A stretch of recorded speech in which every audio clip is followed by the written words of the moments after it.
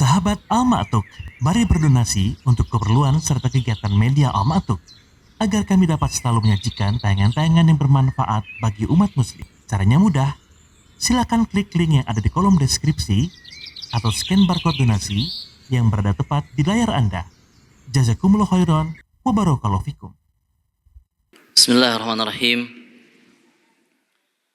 Assalamualaikum warahmatullahi wabarakatuh.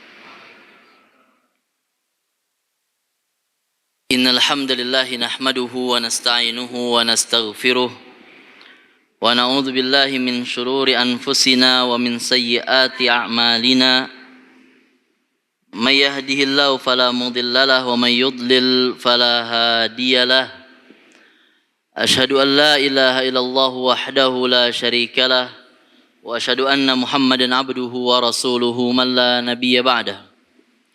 Allahumma salli wa sallim ala nabiyyina Muhammadin wa ala alihi wa ashabihi wa man tabi'ahum bi ihsanin ila yaumiddin wa ba'd. Fa inna asdaqal hadithi kitabullah wa khairul huda huda Muhammadin sallallahu alaihi wasallam wa syarrul umuri muhdatsatuha wa kullu muhdatsatin fid dini bid'ah wa kullu bid'atin dhalalah wa kullu dhalalatin finnar.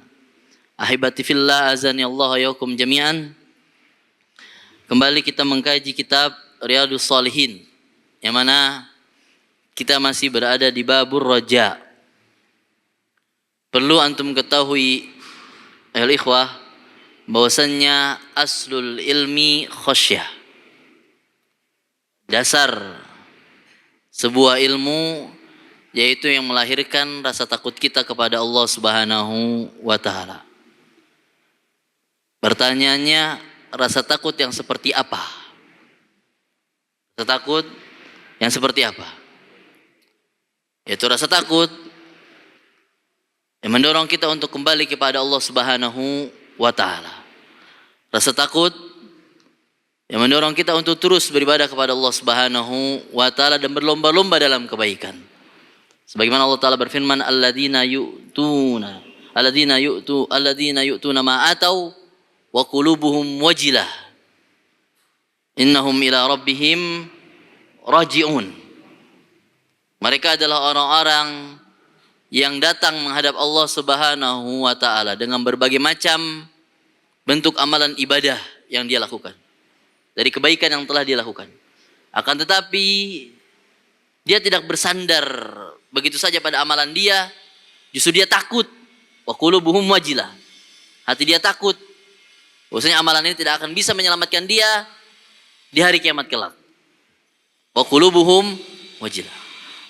Innahum ila rabbihim raji'un. Sesungguhnya dia kepada Allah Subhanahu wa taala akan kembali.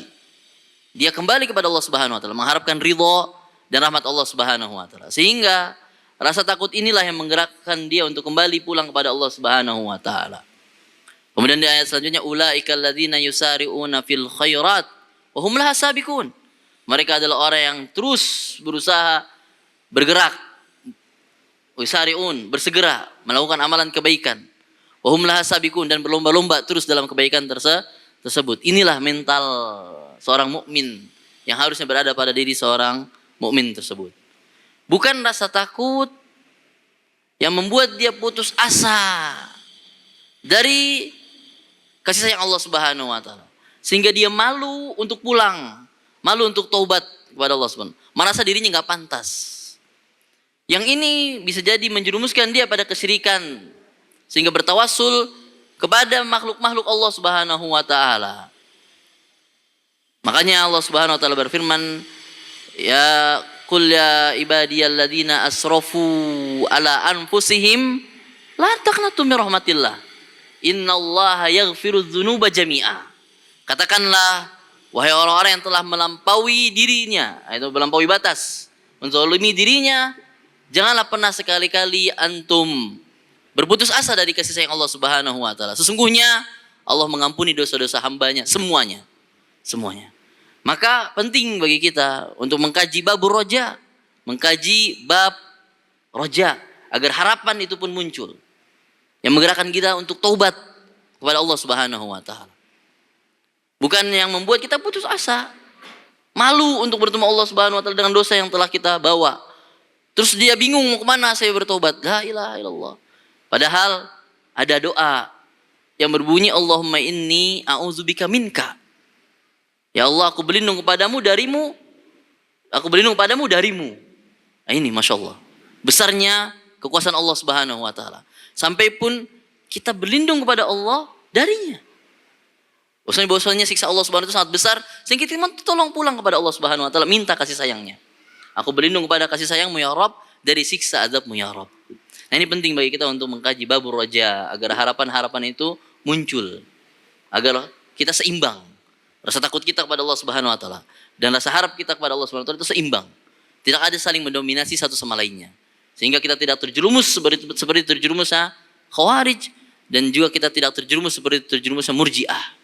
Ini nih konsep Ahlus Sunnah wal Jamaah, seimbang semuanya. Maka kita kembali kepada hadis Nabi SAW yang kita akan kaji adalah hadis dari Abi Musa al-Asy'ari radhiyallahu taala anhu qol, bahwasanya beliau berkata, qala Rasulullah sallallahu alaihi wasallam, Rasulullah sallallahu alaihi wasallam bersabda, "Idza kana yaumul qiyamati dafa'allahu ila kulli muslim yahudiyan aw nasraniyan fayaqulu hadza fikakuka finnar."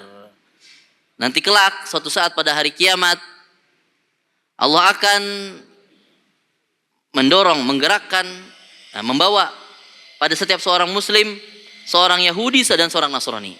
Jadi nanti Allah akan bawa orang Yahudi dan orang Nasrani di hadapan seorang muslim. Dibawa. Fayaqul, dan Allah berfirman, hadza fikakuka finnar. Inilah tebusanmu di neraka. Apa maksudnya nanti akan kita jelaskan. Ini adalah tebusanmu di neraka. Berarti ada kemungkinan ada seorang muslim berisiko untuk masuk dalam neraka, kemudian ditebus dengan seorang Yahudi atau orang Nasrani, sehingga dia diselamatkan dari neraka. Dan riwayat yang lainnya dari Abu Musa al-Asy'ari, ani Nabi sallallahu alaihi wasallam qol, dari Nabi sallallahu alaihi wasallam bersabda, yaji'u yaumal qiyamati nasun minal muslimina bidzunubin amsalal jibal yaghfiruha Allahu lahum, rawahu Muslim. Akan datang nanti pada hari kiamat manusia dari orang-orang dari kaum muslimin datang dengan berbagai macam dosa yang dia lakukan seperti gunung-gunung. Dosa-dosa yang numpuk seperti gunung-gunung. Yaghfiruhallahu lahum, yang mana Allah ampuni dosa-dosa semuanya. Allah hapus semua dosa-dosa tersebut. Dan di dalam riwayat yang lainnya qauluhu sallallahu alaihi wasallam dan dijelaskan di sini oleh Al-Imam Nawawi rahimahullahu taala, dafa ila kulli muslimin yahudiyan aw nasraniyan fayaqulu hadza fikakuka finnar. Itu perkataan hadis yang di awal dijelaskan oleh Imam Nawawi bahwasanya nanti Allah akan membawa di hadapan seorang muslim orang Yahudi dan orang Nasrani dan mengatakan ini adalah tebusanmu. Dijelaskan maknahu ma jaa fi hadis Abi Hurairah. Dijelaskan maknanya adalah sebagaimana yang dijelaskan di hadis Abi Hurairah. Bahwasanya Rasulullah sallallahu alaihi wasallam bersabda, likulli ahadin manzilun fil jannah wa manzilun finnar. Setiap manusia dia akan kembali, ada tempat kembalinya. Ada yang kembali ke neraka, ada yang kembali ke surga. Ada yang kembali ke neraka, ada yang kembali ke surga. Fal mu'min idza dakhala al-jannah khalafahul kafiru finnar. Orang mukmin jikalau dia sudah masuk ke dalam rumahnya atau tempat kembalinya itu surga, kemudian diikuti setelahnya orang kafir masuk ke dalam neraka. Begitu silih berganti. Masuk surga mukmin, yang ini neraka. Dan ini surga, ini neraka. Li'annahu mustahiqqun lidzalika bikufrihi. Karena orang kafir tersebut berhak untuk masuk ke dalam neraka disebabkan kekufurannya kepada Allah Subhanahu wa taala. Dijelaskan oleh Imam An-Nawawi rahimallahu taala. Dijelaskan di sini bahwasannya hadis ini adalah obat untuk hati seseorang yang mulai muncul kekhawatiran pada dirinya.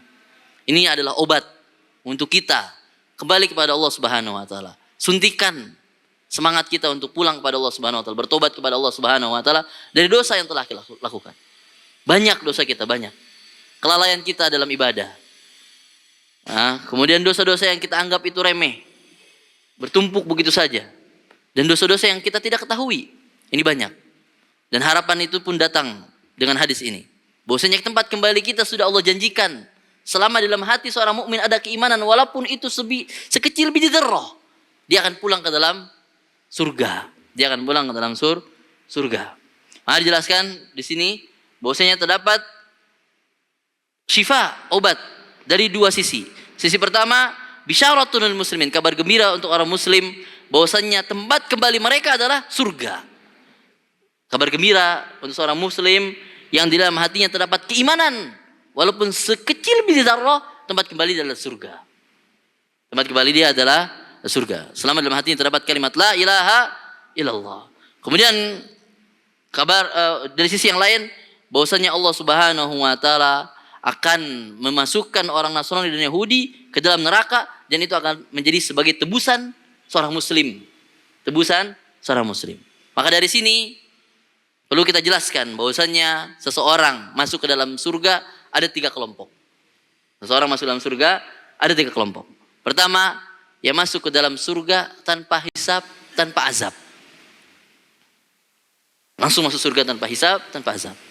Yang dijelaskan oleh Rasulullah sallallahu alaihi wasallam, humul ladzina la yastarqun wala yaktawun wala yatatayyarun wala rabbihim yatawakkalun. Mereka adalah orang-orang yang tidak meminta ruqyah, meminta diruqyah. Dan tidak berobat dengan cara kai di besi panas. Dan tidak tatoyur. Nah, ini ya, tidak tatoyur. Banyak sekarang tatoyur dengan berbagai macam jenisnya. Baik yang itu halus sifatnya dan sampai jelas terang benderang itu sifat tatoyurnya. Banyak, dan ini harus hati-hati. Harus hati-hati. Banyak hal tatoyur. Wala rabbihim yatawakkalun. Dan dia bertawakal kepada Allah Subhanahu wa taala. Ini yang Allah kabarkan bahwa dia akan masuk surga tanpa hisab, tanpa azab. Yang kedua, dia masuk surga tapi dihisab dulu, akan tapi tidak diazab. Ini adalah orang-orang mukmin yang dia melewati proses hisab. Dimulai dari mahsyar, kemudian nanti dia masuk ke dalam kegelapan yang diberikan cahaya sesuai dengan keimanan dia. Ada yang cahayanya sebesar gunung, ada yang cahayanya kecil, sekecil jempol cahaya. Dan dia lewat itu semua. Kemudian lewat sirat dengan berbagai macam rintangannya. Dan ada yang masuk sampai dihisab di kontoroh. Itu semua. Dan semuanya bersih. Hisab itu membuat dia bersih dari dosa-dosa yang telah dilakukan. Bersih. Dosa dia terhadap Allah dan dosa dia terhadap hamba-hamba Allah. Bersih. Sampai dia masuk surga dalam keadaan bersih. Meskipun melewati proses hisab yang sangat perih. Melewati hisab yang sangat perih. Sebagaimana dikatakan oleh Rasulullah, barang siapa yang seseorang dihisab, maka dia akan mendapatkan kesulitan. Aisyah bertanya, bukankah ada ayat yang berbunyi fasayuhasabu hisaban yasira? Bukankah ada ayat yang berbunyi maka dia akan dihisab dengan hisab yang ringan? Apa kata Rasulullah? Innama huwa ard. Itu ard. Itu bukan hisab, tapi itu ard. Yang mana seseorang akan ditampakkan padanya amalan-amalan dari awal dia mukallaf sampai dia meninggal. Lalu Allah katakan, saya ampuni dosa-dosamu semuanya dan saya hapus semuanya, dan dia masuk surga tanpa hisab, tanpa azab. Itu namanya ard. Jadi ayat yang berbunyi fayuhasabu hisaban yasira itu namanya ardun, pemaparan amalan-amalan dia di hadapan Allah Subhanahu wa taala. Tapi seseorang yang kena hisab, dia akan kesulitan. Nah, ini semoga Allah Subhanahu wa taala jadikan kita termasuk orang yang masuk surga dalam tanpa hisab, tanpa azab. Kemudian kelompok yang ketiga, seseorang yang masuk surga dengan hisab, dengan azab. Dengan hisab, dengan azab. Kemudian Allah angkat dia dan dimasukkan ke dalam surga karena syafaat Allah Subhanahu wa taala. Melalui hamba-hamba Allah Subhanahu wa taala yang Allah ridhoi padanya. Allah ridhoi padanya. Ini salah satunya hadis ini. Salah satunya hadis ini. Fikahuka finnar. Makanya dari hadis ini dijelaskan oleh Al-Imam An-Nawawi rahimallahu taala di dalam Syarhu Muslim Minhaj mengatakan makna hadis ini bahwasannya seseorang muslim, seorang mukmin, dia akan masuk ke dalam surga dan diikuti setelahnya orang kafir yang akan masuk ke dalam neraka. Dan semua, dan makna fikak di sini, makna tebusan dari api neraka, bahwasannya ada seorang mukmin hampir masuk ke dalam neraka. Kemudian Allah selamatkan dia, lalu Allah gantikan orang Yahudi dan orang Nasrani menggantikan dia masuk ke dalam neraka. Disebabkan oleh kekufuran yang telah dilakukan di masa hidup mereka. Ini bentuk kezaliman orang Yahudi dan orang Nasrani kepada Allah Subhanahu wa taala. Maka pantas dia untuk masuk ke dalam neraka. Nah, kemudian dijelaskan oleh Imam Ibnu Hajar Al-Asqalani menjelaskan, beliau menikulkan perkataan Imam Baihaqi bahwasanya tebusan ini kemungkinan pertama, tebusan ini karena dia telah melakukan dosa dan di dunia di masa hidupnya dan diampuni langsung di masa hidupnya. Kemungkinan kedua, dia hampir masuk ke dalam neraka, kemudian Allah angkat dia dan diberikan syafaat. Hampir masuk ke dalam neraka, kemudian Allah angkat dia dan diberikan syafaat sehingga tidak masuk ke dalam neraka, lalu diganti oleh orang Yahudi dan orang Nasrani. Kemudian dijelaskan kemungkinan ketiga sebagaimana di hadis Abu Hurairah tadi yang disebutkan bahwasanya ada seseorang yang dia tidak akan masuk ke dalam surga sampai dilihatkan padanya neraka. Dia tidak akan mungkin masuk surga sampai ditampakkan padanya neraka. Kemudian Allah katakan, inilah keburukan-keburukanmu, kalau bukan karena kasih sayangku dan rahmatku, engkau akan masuk ke dalamnya. Kemudian dia kata la yazdadu syukran, maka bertambah rasa syukur dia kepada Allah Subhanahu wa taala. Jadi dia masuk surga setelah ditampakkan padanya, ente itu harusnya ke sini. Tapi karena kasih sayangku dan syafaatku, maka engkau masuk ke dalam surga. Maka bertambahlah rasa syukur dia kepada Allah Subhanahu wa taala. Kemudian dijelaskan juga, tidak akan mungkin seseorang masuk ke dalam neraka sampai ditampakkan padanya surga. Dia masuk neraka. Lalu dikatakan, harusnya ente masuk ke dalam surga. Andai saja ente beriman kepada Allah Subhanahu wa taala. Akan tetapi Akan tetapi penyesalan demi penyesalan ada padanya karena kekufuran yang dilakukan waliyadu billah. Maka penting bagi kita. Nah, di sini Allah Subhanahu wa taala berfirman, "Walau syi'na la ataina kulla nafsin hudaha walakin haqqal qawlu minni la amla'anna jahannama minal jinnati wan nasi ajma'in." Kalau saja aku berkehendak, Allah Subhanahu wa taala berfirman, andai saja aku berkehendak untuk memberikan kepada setiap jiwa petunjuk agar dia pulang kembali kepada Allah Subhanahu wa taala. Akan tetapi ketetapan Allah sudah Allah tetapkan. Neraka sudah ada pemiliknya, surga sudah ada pemiliknya. Maka kami isi jahanam dari jin dan manusia. Sudah Allah tetapkan, orang-orang yang sudah Allah tetapkan. Nah, ini adalah bentuk kekuasaan Allah Subhanahu wa taala. Dalil. Hadis ini menjadi dalil bukti bahwasanya Allah Subhanahu wa taala Maha Agung. Yang mana seseorang tidak bisa mengelak dari keputusan Allah Subhanahu wa taala.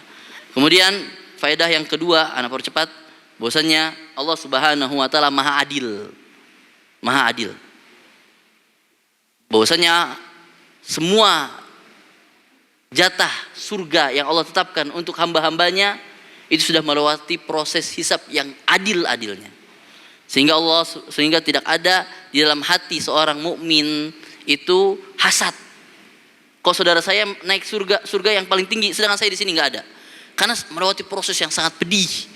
Dan masuk surganya seseorang mukmin tersebut ke dalam surga yang Allah tetapkan dari derajat surga tersebut itu adalah sudah pemberian Allah yang paling bijaksana. Karena rahmat Allah dan syafaat Allah itu udah plus, itu udah plus. Kalau saja dia bersandar pada amalan dia, maka dia pesimis untuk masuk surga. Kayaknya nggak pantas masuk surga. Tapi karena kasih sayang dan rahmat Allah, Allah kasih dia untuk masuk dalam surga. Dan itu udah paling layaknya yang Allah pilihkan baginya. Sehingga tidak ada rasa hasad antara seorang mukmin dan mukmin yang lainnya dari kenikmatan surga yang Allah berikan secara berbeda-beda. Beda dengan di dunia. Di dunia beda. Kadang ada hasad, tapi kalau di surga enggak. Karena semuanya sudah melewati proses hisab seadil-adilnya. Inilah bukti adilnya Allah Subhanahu wa taala terhadap seorang hamba. Dan itu masuk surga seorang ke dalam surga plus rahmat dan syafaat Allah Subhanahu wa taala. Bukan karena amalan ibadahnya. Jadi seorang mukmin tidak bisa bersandar pada amalannya. Sesungguhnya Rasulullah pernah berkata, tidak akan mungkin seorang masuk surga karena amalannya. Wala anta ya Rasulullah, sampai ena. Illa an yataghammadani Allah bi rahmatin minhu wa fadlin. Melainkan kecuali Allah Subhanahu wa taala memberikan rahmat dan kasih sayang kepadaku. Maka minta tolong pada Allah Subhanahu wa taala agar setiap amalan ibadah kecil kita maupun yang besar menurut kita, minta agar itu didapatkan rahmat dan wajah Allah Subhanahu wa taala. Betapa banyak amal-amalan ringan yang Allah ridho padanya sehingga memasukkan dia ke dalam surga. Ini harapan kita. Ini harapan kita. Perlu kita ketahui ya lupa. Inilah yang bisa ana sampaikan, semoga bermanfaat untuk kita semua. Semoga ini bisa membuat kita terus termotivasi untuk kembali pulang kepada Allah Subhanahu wa taala. Dan doa Sayyidul Istighfar tolong disebut setiap pagi dan sore. Ini doa Sayyidul Istighfar tolong dibaca terus. Karena kita berharap agar Allah ampuni dosa-dosa kita. Kita itu kalau kita hitung dosa kita banyak. Banyak. Tapi kita memohon kepada Allah Subhanahu wa taala agar ampuni dosa-dosa kita dan Allah jadikan kita termasuk hamba-hamba yang masuk surga tanpa hisab, tanpa azab. Wallahu taala. Allahumma amin. Aqulu qouli hadza wa astaghfirullah li wa lakum wa lisa'il muslimin. Subhanakallahumma bihamdik asyhadu an la ilaha illa anta astaghfiruka wa atubu ilaik. Assalamualaikum warahmatullahi wabarakatuh. Sahabat Al-Ma'atuk, mari berdonasi untuk keperluan serta kegiatan media Al-Ma'atuk agar kami dapat selalu menyajikan tayangan-tayangan yang bermanfaat bagi umat muslim. Caranya mudah. Silakan klik link yang ada di kolom deskripsi atau scan barcode donasi yang berada tepat di layar Anda. Jazakumullah khairan wa barakallahu fikum.